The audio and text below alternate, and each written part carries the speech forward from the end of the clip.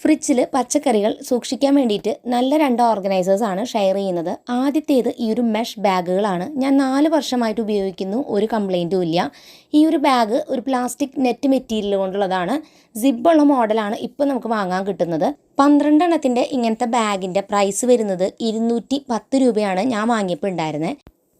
പക്ഷേ പച്ചക്കറികൾ ഫ്രഷ് ആയിട്ട് സൂക്ഷിക്കാൻ നല്ലത് ഈ ഒരു ബോക്സാണ്. ഞാൻ 2 വർഷമായിട്ട് ഉപയോഗിക്കുന്നു, ഒരു കംപ്ലയിൻസും ഇല്ല.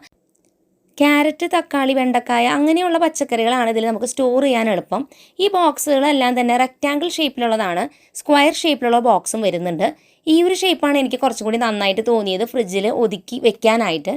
ഈ ബോക്സിൻ്റെ പ്രൈസ് വന്നിട്ടുണ്ടായിരുന്നത് 6 എണ്ണത്തിൻ്റെ പാക്കിന് 275 രൂപയാണ്.